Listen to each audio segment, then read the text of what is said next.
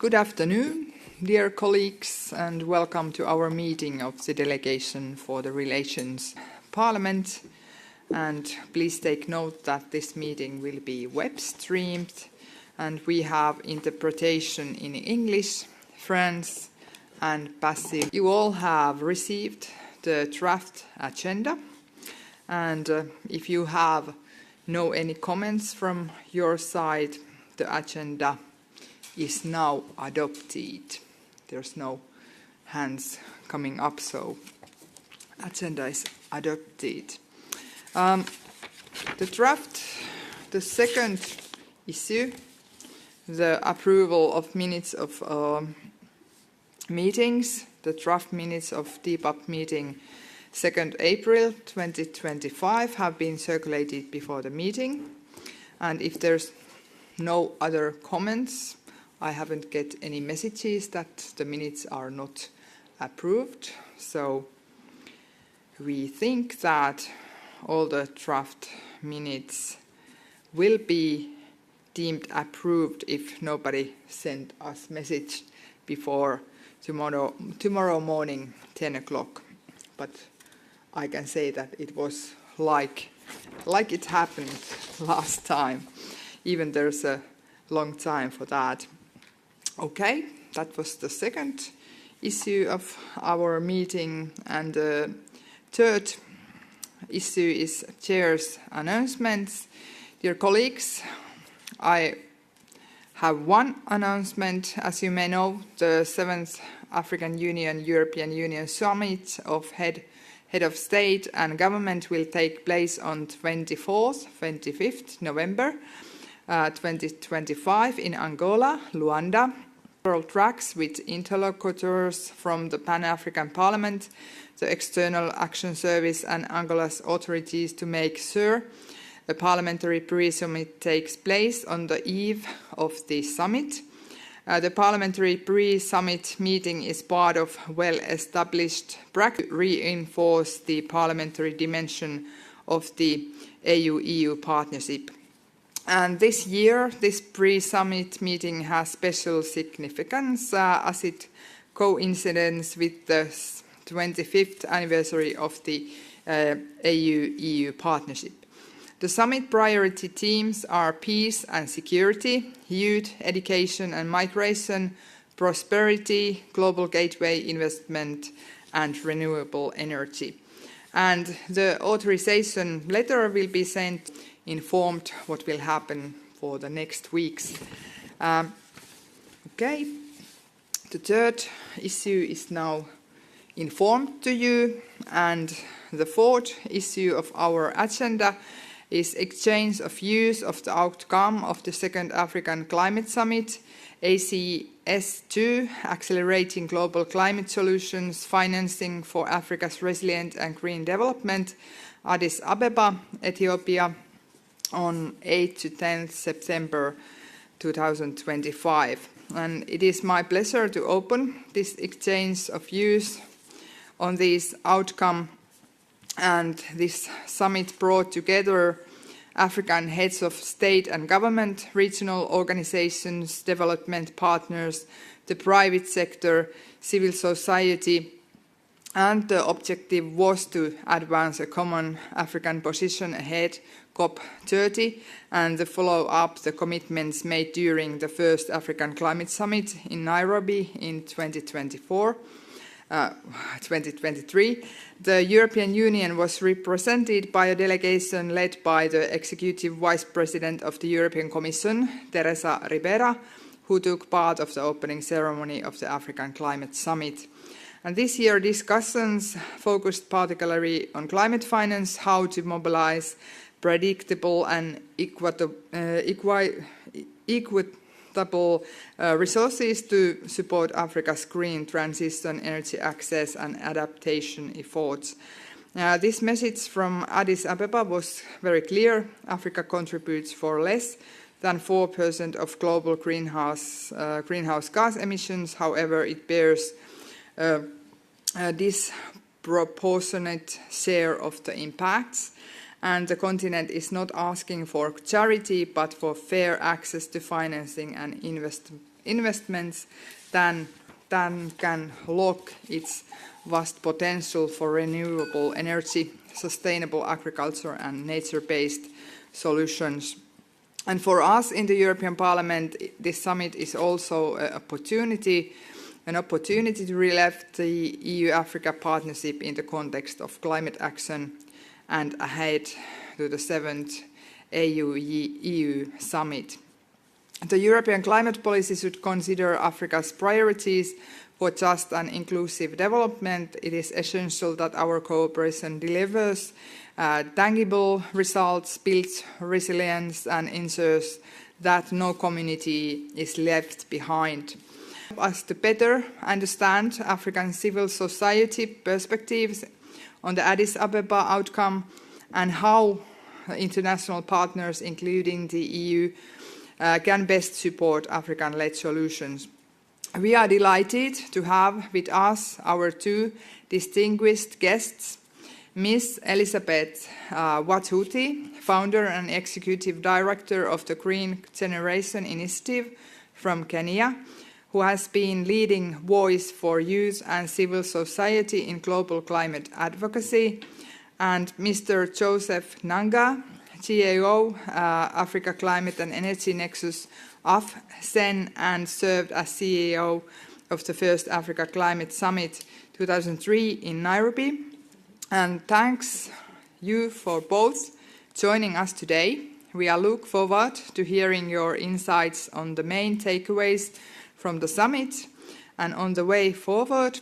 And I will give the floor first to our distinguished guest, Elizabeth Wathuti, and then to Joseph Nanga. And Elizabeth Wathuti, founder and executive director, Green Generation. You have 8 minutes to open your thinking and ideas to us. Be most welcome. Elizabeth, floor is yours. Thank you so much, honorable members of the European Parliament and distinguished chair, Ms. Maria Kelonen. I'm really grateful to have the opportunity to address the European Parliament today. My name is Elizabeth Wathuti. I'm the founder of the Green Generation Initiative and also a global environmentalist and young climate leader and the lead of the African Youth Climate Assembly. And I'm also really glad to be sharing this platform as well with Mr. Joseph Nganga, who has been also a great champion of the African Youth Climate Assembly that started way back when we had the first Africa Climate Summit in Nairobi and now the second Africa Climate Summit in Addis Ababa. And I'm really glad to speak about the second Africa Climate Summit that was held under the theme Accelerating Global Climate Solutions, Financing for Africa's Resilient and Green Development from the Lens of a Young African Climate Leader. And this summit came at a defining moment for the African continent and the planet. and it reaffirmed Africa's determination not to remain a victim of the climate crisis, but to actually stand as a driver of global climate solution level by young people and also by women and communities that are most affected by the climate crisis. And there's a very detailed African Leaders Addis Ababa declaration that was adopted as part of this summit, but allow me to share some of the key highlights and outcomes. And one of them was the Baku Belém Roadmap and Skilled Adaptation Finance. And this was a central outcome of the summit, and it was adopted in terms of the Baku Belém Roadmap, which lays out a clear pathway to unlock $1.3 trillion annually by 2035 to be able to finance Africa's climate ambitions, especially on adaptation. And this call recognizes that Africa continues to disproportionately bear the impacts of climate change, but the roadmap underscores the need for climate finance that is fair, that is predictable, and that is non-debt, so like the developed countries with debt each and every time to address the climate crisis. And honorable members, this is both a question of justice, but it's also a prerequisite for resilience and sustainable growth. And the second aspect was the Africa Green Industrialization Initiative, which is another transformative outcome that was advanced within this summit, which actually secured commitments exceeding $100 billion. And the initiative's goal is to actually transform Africa's abundant resources continent as a hub for clean manufacturing, renewable industries, and even value addition. This actually marks a turning point from exporting raw materials to exporting green solutions, and in my opinion, it fits perfectly both in sustainability and also in economic elements of the AU-EU partnerships. And the third component is the climate finance calls and, of course, the loss and damage fund. And the summit, in this case, amplified Africa's call that also calls for the $3 trillion in climate finance by 2030 to be able to meet mitigation and adaptation targets. And it also urged the urgent operationalization of the loss and damage fund with equitable access mechanisms for the most affected countries and the communities. And this is not an act of benevolence, it's actually an act of fairness and democracy. And the global community must now move from commitments to ensuring that we have concrete disbursements. And in this area that we are looking at in terms of the EU is for the EU to also step up the leadership, especially in this time when attention to climate change is disturbingly falling off the priority list in a number of countries. And the third component was the Africa Climate Innovation Pact. And Africa's leaders at the Africa Climate Summit launched the Africa Climate Innovation Compact, and this is a forward-looking initiative that is designed to be able to channel green financing towards Africa-made solutions. And its ambition is to actually deliver 1,000 African solutions by 2030 across energy, agriculture, water, transport sectors, and also innovation potential.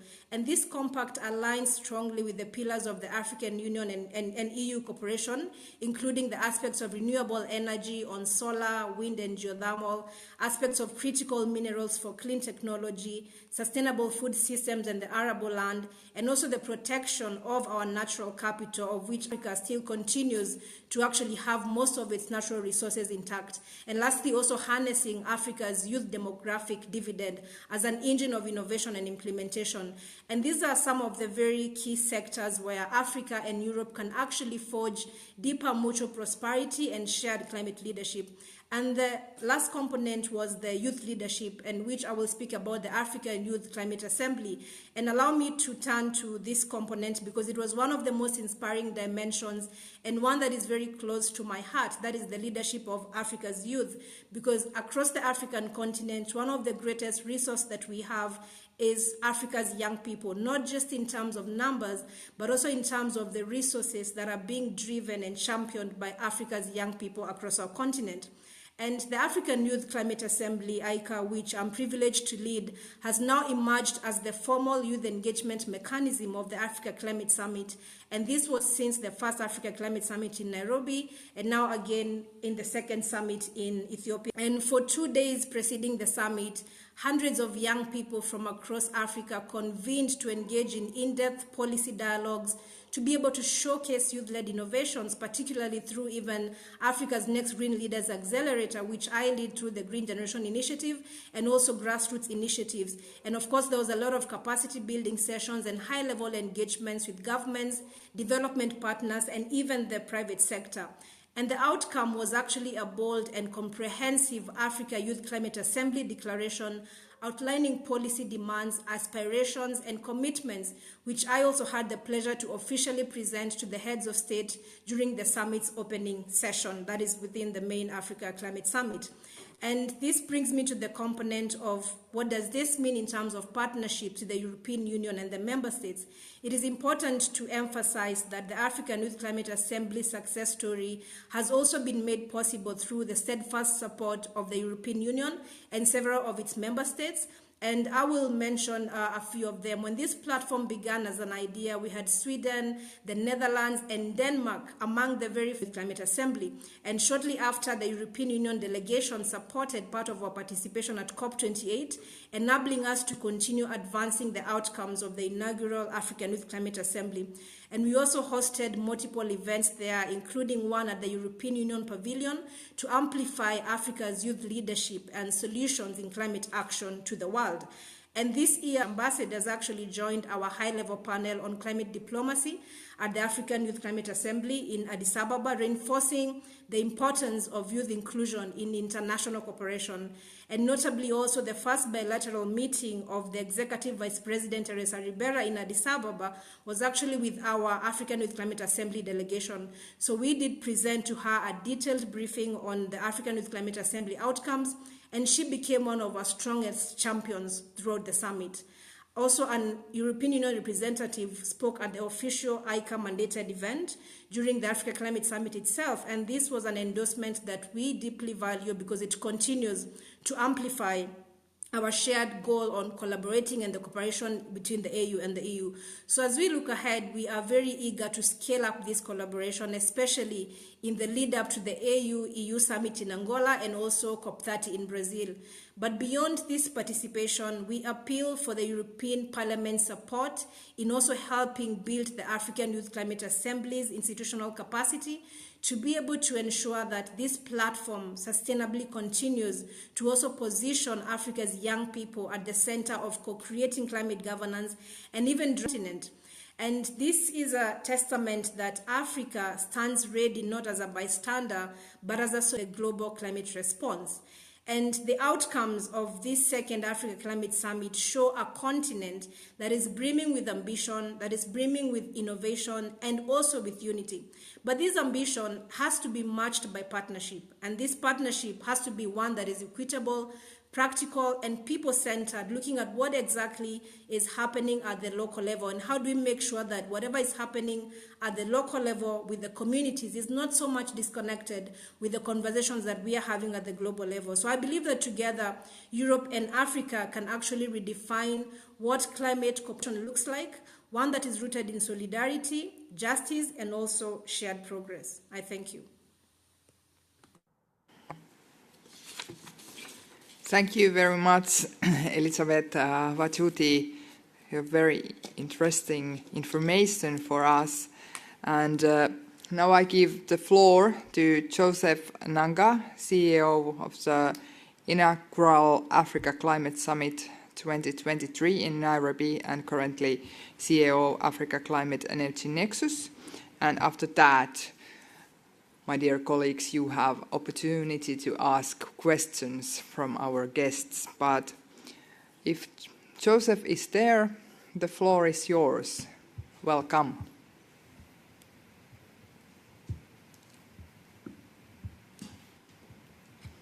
Thank you very much. I'm sure you can hear me, but I'm working. We can hear you. Sorry, the video is not working. If you can please activate it. So I'm turning on camera. And the team had done an excellent job. I just changed my settings. So I don't know if...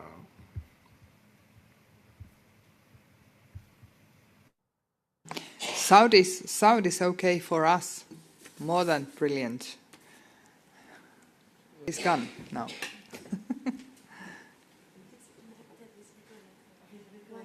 Okay, he's reconnecting. Okay, yeah. He's reconnecting us, so... All right. Welcome, Joseph Nanga. Welcome.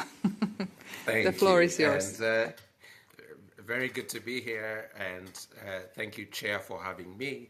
Elizabeth, it's good to see you, Elizabeth, because she's so articulate and covers all the important points. But I'll try and complement what you've said so that we're not being repetitive, but additive. So I am Joseph Nganga. I'm the CEO of the Africa Climate and Energy Nexus. I also led the first Africa Climate Summit in 2023, where again I worked quite closely with and the Africa Youth Assembly, the inaugural summit, and so the outcomes of the second Africa Climate Summit. And I'll just make a couple of comments from a framing perspective before I go into some thoughts for collaboration between EU and Africa. So going into the summit, the context was quite challenging given the current geopolitical situation we find ourselves in, given the conversations around climate as a topic, as well as development cooperation more generally. So in preparation for the summit and then going into the summit, I must congratulate Ethiopia and the AU for working very hard in a very difficult environment to rally the right kind of support to keep driving the messaging home. Talking of the messaging, the overarching message was Africa has agency, Africa has the resources, and Africa is willing and able to do its part. But there must also be justice and fairness in the climate conversation. And so while we continue to be very climate positive and Africa, but the world, it was also pretty clear that the expectations of justice and fairness was incredibly important and needs to continue being supported. And I'll come back to that in a minute. The third overarching outcome or sense going into the summit, but also post the summit, was the information. And that is what is going to help us bridge the gap between scientific and financial information on what we need to do from a climate investment perspective, as well as ensuring that we are delivering the right kind of solutions to our people on the continent, but also globally. And to achieve that, there has to be very strong collaboration among all the actors in the climate space, from climate modeling to investments and so on, because information sharing and collaboration will be one of the ways that will help accelerate climate positive growth on the continent while overcoming the significant gap in resources that we're seeing coming our way. Another very important overarching framing was Africa's commitment to green industrialization, and that was also one of the events that His Excellency the President of Kenya, who is also the chair of CAHOSC, which is the Committee of Heads of State on Climate, was part of launching, was a commitment by DFIs to invest tens of billions of dollars in green industrialization on the continent, but calling on international partners to partner with us to do this in order to drive climate positive growth on the continent.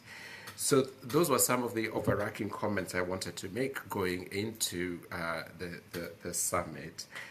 Coming out of the summit, clear was the importance of partnership, the importance of collaborating as on a peer-to-peer level rather than beneficiary-benefactor level. And we saw those conversations in everything from green industrialization to carbon markets, where we talked about the importance of unlocking the carbon markets for African carbon credits, which do not have as big and as valuable a market as other credits from elsewhere in the world.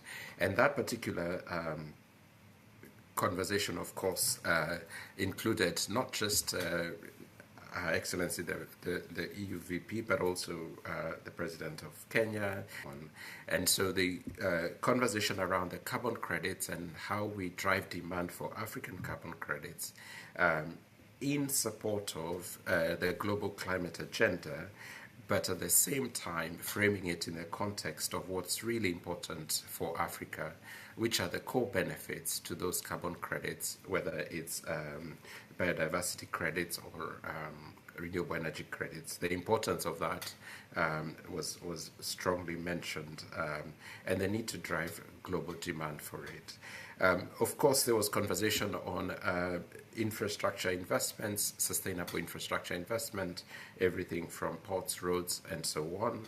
And here we go back to the need for collaboration. Africa has huge opportunities, from our young people to our untapped resources to the growth opportunities we have. They can only be unlocked if we invest in sustainable infrastructure. Our partners globally, and in this context, as we're speaking with the EU and AU parliaments, the importance of technology collaboration to ensure that whatever EU has invested in building expertise in other climate technologies, we're able to adopt them more efficiently in Africa, thus driving interventions on the continent while supporting Europe's growth as well.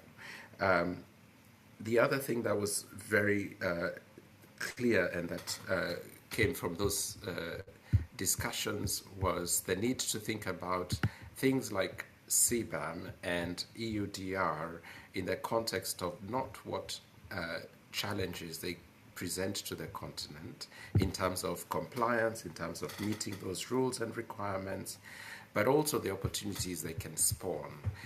For example, with EUDR, the complexity around documenting where farmers' crops, whether it's coffee and so on, have been grown, to ensure that they can be accepted in Europe under the EUDR, requires an investment in Africa in terms of mapping and location and so on. And there's a risk that we lock out a lot of smallholder farmers who export coffee and so on to Europe. And so one of the other key takeaways was the importance of collaborative discussions between African countries and Europe when these kinds of programs are being designed, not only to capture what is needed on both sides for them to be successful, that the resources needed are in place to ensure that in the process of ensuring a climate positive growth for the world, we do not create unintended consequences such as locking out smallholder farmers who are the most vulnerable in Africa from global markets. I see I'm over time, so I'll conclude by highlighting one last thing, which was very critical to the discussions at ACS2, which is adaptation. Adaptation has multiple strands. There is what can be adaptation and as an investment, and you can talk about irrigation, whether smallholder or large-scale irrigation, as an adaptation approach. But then there are others that are not commercially viable but still must be funded to support the most vulnerable packs.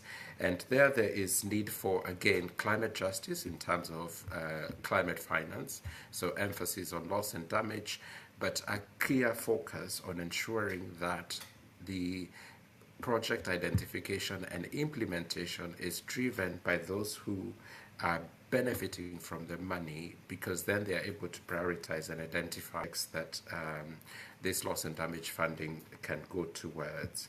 But also talk of setting up mechanisms such as AFSEN itself, which will generate revenues that contribute to an adaptation fund.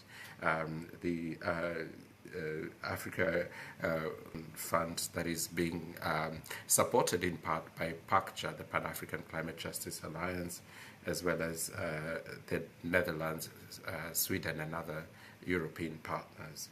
So all to say that I will conclude by reiterating the importance for collaboration in the design of climate initiatives in Europe when they impact Africa, to ensure that they're both implementable as well as efficient. And finally, Chair, I would like to say that the second Africa Climate Summit in Addis was a reiteration of Africa's commitment to driving a climate positive growth, a very strong call to climate justice in terms of ensuring that those who are highly impacted, most vulnerable, but have had the least impact, the least contribution to the climate crisis, actually get resources that are targeted, that are suited for their needs, and that are delivered in a cost-efficient manner. Thank you very much. Thank you very much, Joseph Nanga, for giving your time to us and very good info. I actually have a couple of questions to you both, and maybe they are not too difficult, but the kind of basic level key issues. And I ask the first question from Ms. Vatuti.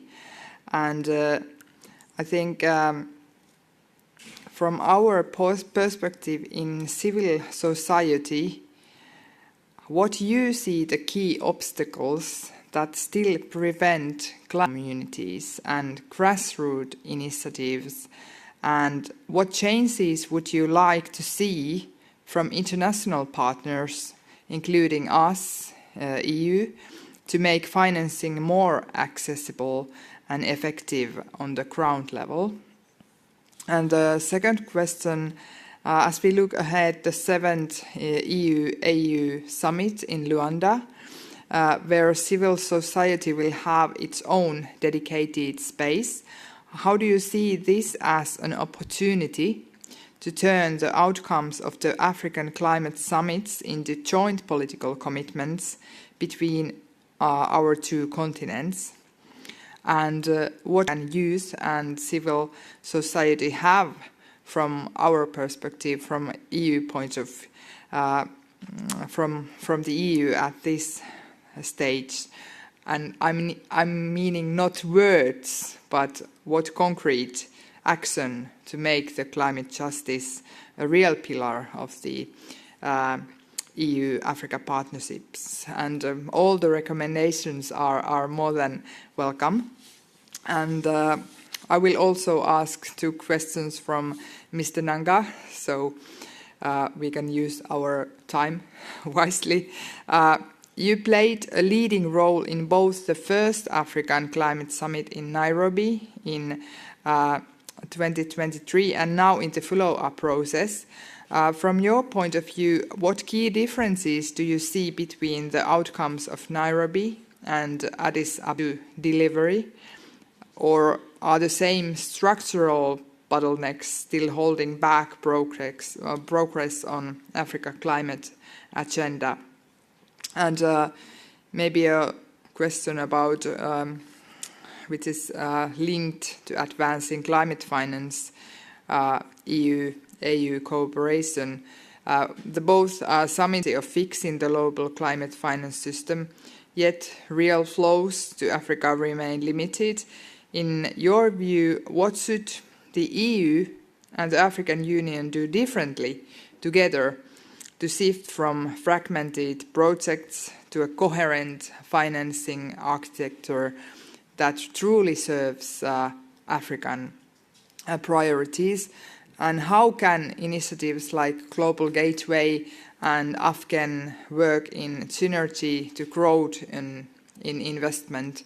And could you maybe share any concrete steps that should be followed ahead of COP30? So, I return the floor to you for answers, and maybe Elizabeth will start and Joseph continues. Thank you. Elizabeth, floor is yours. Thank you. Thank you for the two questions. I'll begin with the question on climate finance. Many times when we speak about the challenges in climate finance, someone may perhaps think that maybe one of the challenges is the absence of funds. But that is not actually the case. The main obstacles is actually the architecture of climate finance itself. That is one. And then also the fact that we have a lot of mismatch in the priorities that are set on the global capitals and what is actually happening on the ground at the community level. And on the aspects of the architecture of the climate finance itself, most of the funding and financing that is available is actually too complex and too centralized and too risk averse to be able to even reach where it matters the most. And this is with the communities that are already driving the real change and the solutions on the ground, and also the grassroots initiative systems that may be required by major funders. And so you find them actually most often competing with resources with already well-established entities. And as a result, only a fraction of this climate finance actually reaches the local level. And despite these actors being the first responders to climate impacts and often being the ones who actually deliver the most cost-effective and context-appropriate solutions, so it has to also look at the components of how we best support communities and strengthen what they're already doing at the local level and ensure that we centralize and build actually financial architectures that ensure that these resources reach to the people that need it the most. And also the aspect of the mismatch of the priorities. We see that the funding flows tend to mostly favor the large-scale infrastructure or even consultancy-driven projects, while on the other hand, grassroots initiatives like the smallholder farmers, women, and youth innovators struggle to actually access even modest grants. So these are things that we need to change, and I see three major shifts that can happen for us to be able to change this narrative. And the first one is we need to simplify access and design fit-for-purpose funding windows that can actually directly support community-based and youth-led projects with minimal bureaucracy, because that is what ensures that these communities again continue to miss out of opportunities and fundings that could be able to support them to scale the great work that is happening on the ground. And of course, the second thing is how then do we localize decision making to make sure that we also channel a significant share of climate finance through local institutions, cooperatives, and even some of the trusted community needs, so that we are not deciding what the community actually wants, but the communities are the ones that are actually setting the rules and saying these are our priorities. So when we localize